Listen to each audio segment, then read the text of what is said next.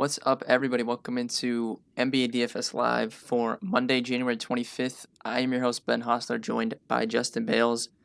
Bales and I were having the classic Nick Merckx discussion before this stream of who would win between a grizzly bear and a gorilla. So you can go ahead and chat and post what you think would win. But anyone that says gorilla is wrong. So if you want to be wrong, you can post your answer. Bales, how was your weekend? Good weekend of football. Both the teams that I thought would win. I'm sorry. I know you're a Packers fan, so I'm sorry that they lost. But I think this is going to be a fun Super Bowl, honestly. Yeah, I mean, the Chiefs are so much better than everyone else that it's ridiculous. It's scary, man.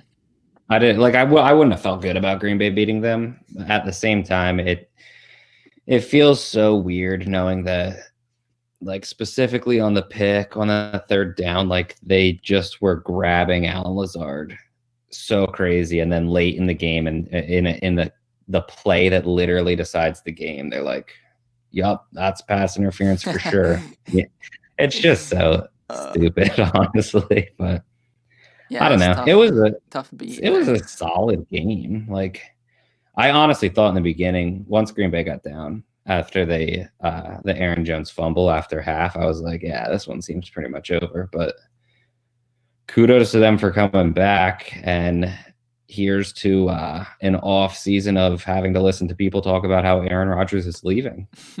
Yeah, I actually think it's like 50-50 that he would leave. I know you think there's no shot he leaves. But... No, I think there's a shot. I don't 50-50 is not where I would put it. I would say like 80-20 maybe. Yeah. Okay, so if he did leave, real quick, then we'll talk basketball. Where would you project him to go? Like, say that you knew he was going to leave. I have. It just seemed like if I got to put him on a team, I would want him to go to New Orleans because the team's ready to win, and he'll literally just win a Super Bowl with them. Like, imagine that Saints team with Aaron Rodgers. Like, that's the Super Bowl team. Get to battle out with Brady in the same division. That would be fun. But, all right, we'll talk about some basketball. Big slate tonight. There is some injury news that we are waiting on.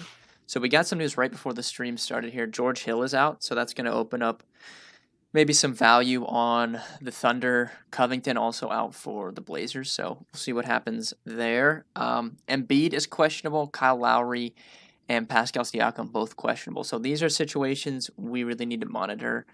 The Raptors guys aren't priced down like they were a couple of days ago, but still, would help if both those guys missed. Like, that would create a situation we would need to react to. And LeBron also is questionable. I mentioned to you before the stream, like, he does have a history of sitting out in Cleveland for whatever reason. So, just keep an eye on it. I'm not saying that he is going to sit out, but one of these days, one of these Lakers guys is going to get ruled out after lock, and we have to be prepared for it. D'Angelo Russell is out as well for the Wolves, so there is some injuries here, and it's a big slate, so we're assuming like we're going to get some more value before lock. I would assume that's generally what happens on the bigger slates, so it could look a little bit different before lock than it is while we're talking about this. We can start off at point guard here. You guys can see I have the projections portal. This is free, dfscover.com. It's right under the NBA tab. You can access this every single day. It's updated up until lock. Bales, where are you going at point guard? I wrote up Luka, so he's my favorite play today, so I'm curious to see where you're going here. Yeah, I don't have any issues with Luka because the matchup's so good. And, I mean, just what he did to Denver the last time that they played, just incredible. For me personally, I feel like Curry and Lillard are both a little underpriced. I like both of them. And if I'm spending up, I'm going to be choosing between Luka, Curry, and Lillard. Honestly, at the moment, I feel like it's just like 1A, 1B, 1C. So I don't have a preferred option of the trio. I will say Luka most likely gets the least amount of ownership of the three. So, I mean, if you're spending up, Luka is a really good option, but Dame probably gets the most ownership. So if you want to just play it safe, he's the option. And then Curry obviously is significantly cheaper than both of them. And the matchup against Minnesota is really good for him. Yeah, I think Dame, like you said, Dame's going to get probably the most ownership here with McCollum and Nurkic still out. didn't play max minutes last night, so it is back to back, but it's not like he played 40 minutes last night. And obviously the matchup's really good. Oklahoma City's just not very good defensively. And I agree about Curry. Curry is underpriced at 9,200. I think he's a really good play in all formats. I have no problems with him. Shai Gilgeous-Alexander at 8,100 is probably the next guy I would be looking at. I liked him before the George Hill news. I think that does boost him a little bit, but I think it's a good matchup. Portland, I kind of mentioned to you before the stream. I think that Oklahoma City is going to put Lou Dort on Dame, which does hurt him a little bit. Not that I don't think he's going to have a bad game, but Lou Dort's like the one guy that I think really will stay on someone the whole game, and it's kind of tough to get away from him. And I don't know if they're going to do that. I just think they will. But I mean, Portland doesn't have a ton of rim protection right now, which is good. SGA's been at just under like 30 drives per game last couple contests, so he's attacking really well, and I think it's a good matchup for him, and I like his price point. Is he your favorite mid-tier guy? He's probably my favorite mid-tier guy, but I would listen to someone that wanted to play like Brogdon, and then if Lowry and Siakam are out, we could put Van Vliet in this conversation as well. Yeah, SGA is probably by far my favorite. I think around 8K, he's probably the only one that I would really look towards. I mean, I'm fine with guys like Brogdon, but they're just really not popping for me today. I do think that you can drop down to a little bit cheaper, and at 6,500, DeJounte Murray against New Orleans is a really good play. Slightly under him, Marcus Smart, I really like, and it seems like no one's going to be using him. We just know that Chicago really struggles against point guards. And then Kendrick Nunn at 6,100 is in another good matchup with a few guys out. So I think all three of them are really good options between 6 and 6.5. Yeah, I like Murray. His price went down after he had a triple-double yesterday. I don't really know why his price went down, but I think he's a good play. Agree with Smart, I think is a great play, and both Nunn and Dragic, I think, are good plays with Tyler Hero still out. So kind of a loaded mid-tier today. If you drop down, do you like anyone that's cheaper? I think Rubio's interesting with D'Angelo Russell out. He's only 5,100 on DraftKings. Anyone other than that? Well, I'll add in the mid-tier real quick. I think you can go Devontae Graham or Terry Rozier too. It just seems like they're always underpriced because kind of like the LaMelo Ball effect. Oddly enough, he's just not playing a ton, but he's still seen as like by far their best guard, which I get, but not in terms of fantasy. Rubio, I'm fine at 5.1. I think that DeLone Wright at 5,500 makes sense. And then I believe in the high fours, you have Jaylen Brunson. I'm fine going back to him in the matchup against Denver. Yeah, I agree. Brunson is completely fine. No issues with him. I don't know if I would play him with Luka on a 10-game slate, but I do think he's fine for value. As far as shooting guard goes, James Harden grades out pretty well here at the top.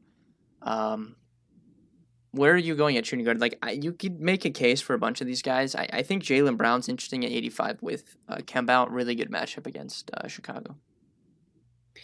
Yeah, I'm good with that. If I'm paying up, I also think that Zach LaVine is a fine play. I don't love the matchup against Boston, but LaVine feels like the kind of guy that can really pop off against anyone.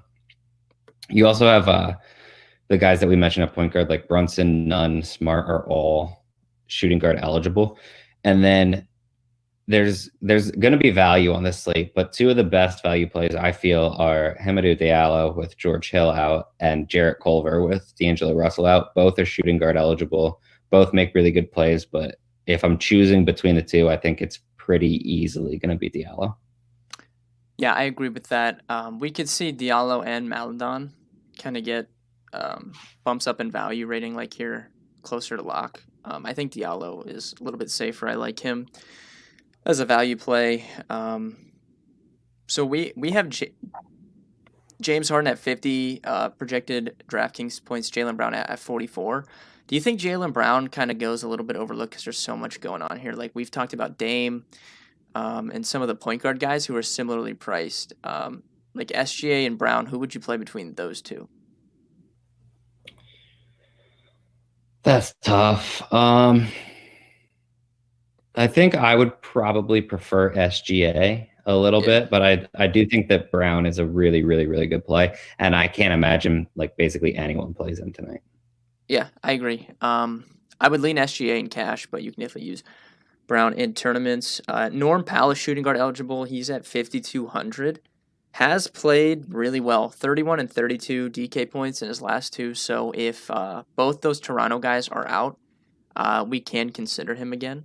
Not as good of a Mhm. play as he was when he was like, what was he, 4,300 on a Friday night or whatever. Yeah, So yeah, not as, super cheap. but still in play if both of them are out. Just something to keep an eye on. You have anyone else here? You just went with the small forward. Uh, I hate to say it, but I think you can take a shot. I think he's a worse play now that Diallo's right around his price, but Wayne Ellington, because Philly's just so bad against the shooting guard, and Ellington, can really score in a hurry. I think they played in their last game, and Ellington dropped basically 30. Um, but he's been playing much bigger minutes recently, and he's been really good over his last four. So at 4,200, I don't actually think he's really a bad play at all on this slate. Yeah, I played him on FanDuel the other day. I don't think that's that bad, honestly.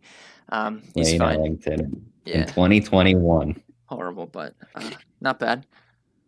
Small forward, we got Durant back. Small forward eligibility. He's 10-4 against Miami. Is he your favorite Nets guy today? Yeah, I think so. I think like when all these guys first came together, I think the consensus was to kind of play Harden, but yeah, I think Durant is the safest, honestly. I don't necessarily think I'm gonna play any of them in cash because you would prefer Dame to the Nets guys. I think you would prefer Luca. I think I would prefer Curry. Would you prefer any of the Nets guys or Curry? I think I would take Curry because he's so much I, just too cheap. yeah, I think I would take Curry too.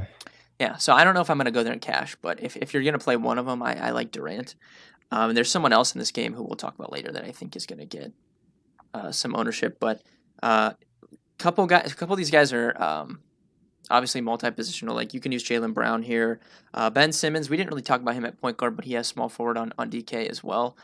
What's your take on him? I think obviously like if Embiid sat out, that would be when we would start to look at Simmons, but never really someone I play when the team is fully healthy there. Yeah, I agree. I think if Embiid's out, Simmons is going to see a big bump. I'm 100% fine with that. If Embiid's in, hard press for me to play Ben Simmons on a 10-game slate. Honestly, his upside is just capped. Yeah. Jeremy Grant. So they played Philly their last game. Ben Simmons actually defended him really well. Ben Simmons is a super good defender, so don't know if I necessarily want to play Jeremy Grant at his price tag. DeRozan, kind of the same thing. Like I think DeRozan's good, but he just doesn't have the ceiling really that I'm looking for. So you can always use DeRozan in cash, I think, if you want. But if you're building tournament lineups, I just don't know if he has that upside unless there's a couple guys out for San Antonio for me to really want to play him. Yeah, I get what you're saying. I think it's tough because there's good value at this with Diallo and Culver. So that's probably where I end up going at small forward, just because I don't really like the position that much. But I think if I'm spending up, I'm probably going to go either Brandon Ingram or Gordon Hayward. I think that both are just like way too cheap for their upside. And I know that Ingram's been more or less just really bad recently, but it's a really good matchup. He's still getting the minutes, and I don't have any issues with him at all. Yeah, we have Ingram third highest projected points at this position. I think he's fine. Second highest value score, one behind Jaylen Brown. So it is a good matchup for him. I'm good with Brandon Ingram. In the mid tier, I mean, you kind of talked about Culver. I think Culver's a good value play for sure. He'll probably end up decently owned with Russell out. Both of the Thunder guys, Lou Dort and Baisley, they're 54 and 5,300. Not necessarily sure if I want to play them in cash, but they are on my radar at those price tags. Do you have anyone else like other than Culver? Is there anyone else like cheap you like? I think Derek Jones Jr. is interesting with Covington now. He probably was interesting anyways. I haven't looked at the numbers, so I don't really know how much Covington affects him, but he is cheap again. Yeah, I like Derek Jones Jr. before the Covington, before he was ruled out. So I'm good with Derek Derek Jones Jr. Jeez, can't say his Yeah, I name. know that's a tongue twister right there. But yeah, Diallo and Culver are like, I don't know. It's just tough to not play one of those two for their prices, especially because you're going to need a save tonight. But I do like Jones. He's probably the only other low price guy. Like, I think if you wanted to take like a weird shot on like Josh Okogie, you could, but I don't really see any reason to do that personally. Yeah, I can't play a Kogi over those other value guys we talked about. He just doesn't do enough, I feel. And a lot of times his value is when he's going to be on the floor just straight defending someone, kind of like what we saw with Trae Young, but I don't necessarily know if he can do that with Curry. Curry doesn't have the ball in his hands as much as Trae Young does, so it's a little bit more difficult matchup in terms of defending him. But we'll move on. Power forward, where are you going here? You have a couple guys at the top. Durant, who we already talked about, Sabonis, Anthony Davis. I think it's a really good matchup for Anthony Davis, but you obviously, it's an 11.5 point spread, so you would be somewhat concerned with some limited minutes there. Yeah, I think I likely won't go Anthony Davis. He's been good, and I do get it. He's If been much LeBron's better out, the last couple games.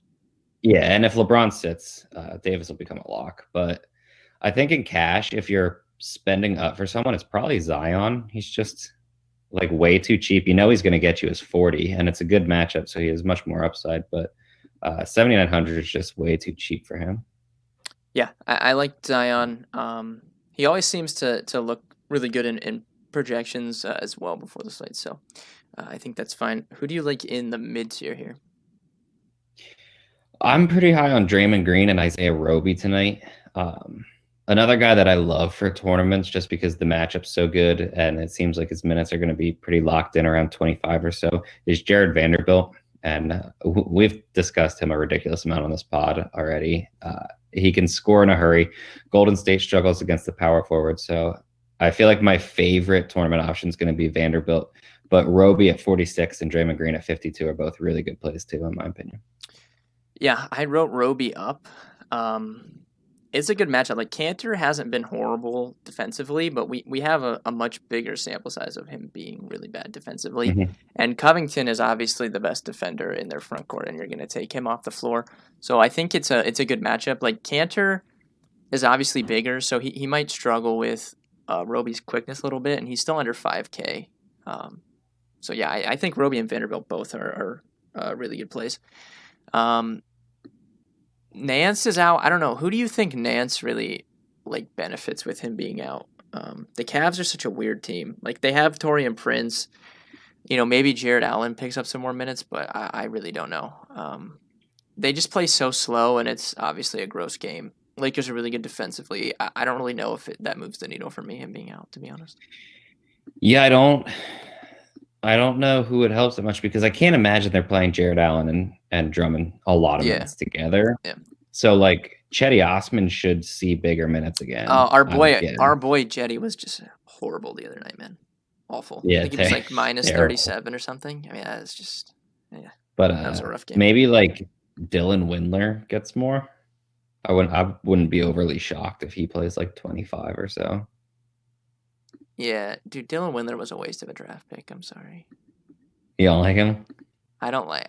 It's not that I don't like him. Like I hope he's good, obviously, because I'm a Cavs fan. But I just feel like I would want someone with, like, if I'm at that point in the draft, I would just take someone with a little bit higher upside. I feel even if they don't pan out. Yeah, you would hope that they would, like someone like I don't know, Kevin Porter Jr. Yeah, and they whatever, man.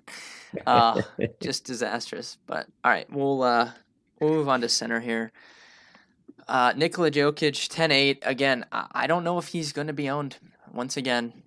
He absolutely destroyed this Dallas team earlier this year. I wrote in my article, I would really like to stack him and Luka together if possible. I did that when these teams played earlier this season. I don't know if that's going to be possible, but hopefully it is because it's a really good matchup. And if it's not possible, then I want to get some exposure to him in tournaments.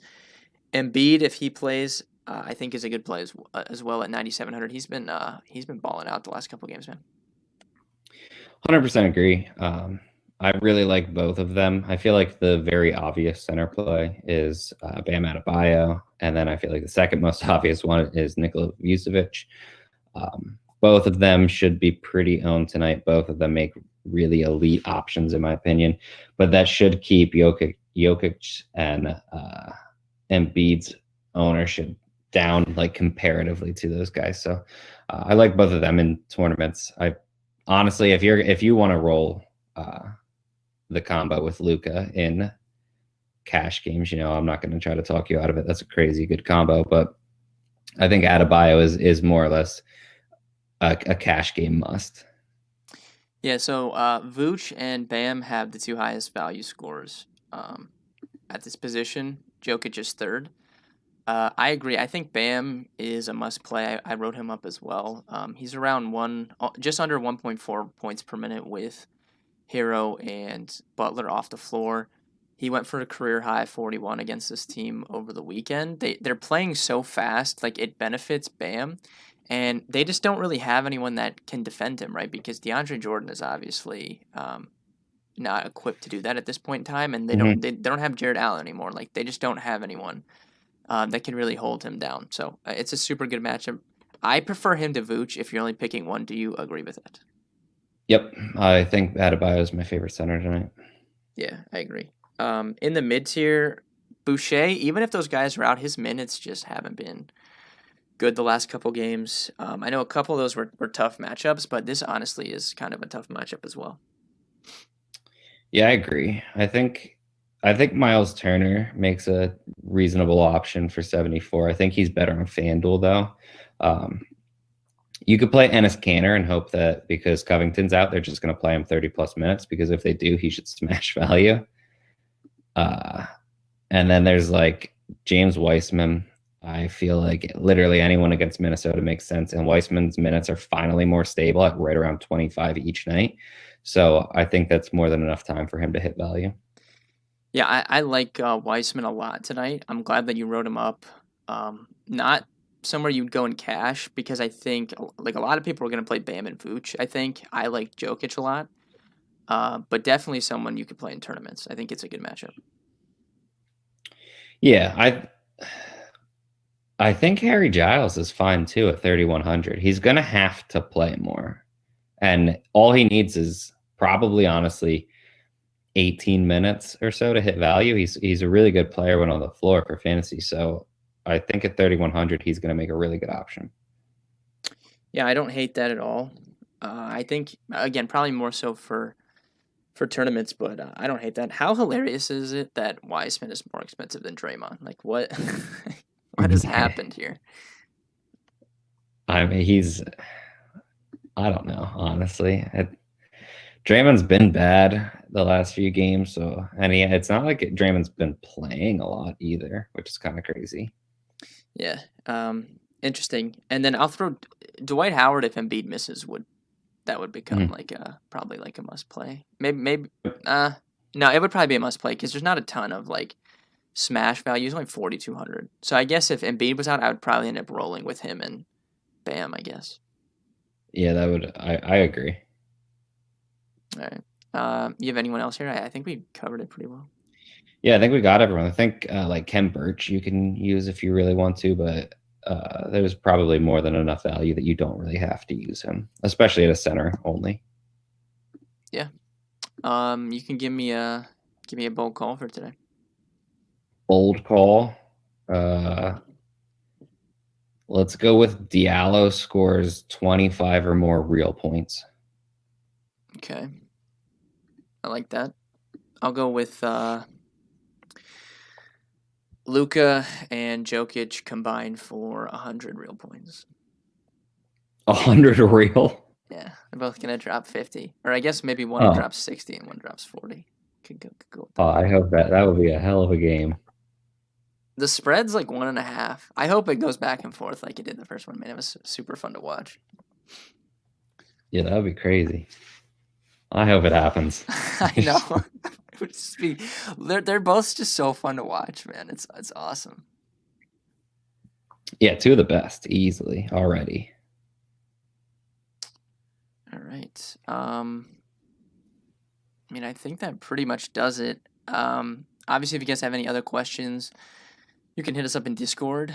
Our articles are posted at dfskarma.com. You can get access to Discord at dfskarma.com/NBA. Final thoughts will be up around an hour before lock per usual. I'm going to go work on those now. Bales, any last words? Just good luck tonight, everybody. Yep. Good luck tonight, guys. And I think it's me and James tomorrow, so we'll see you then.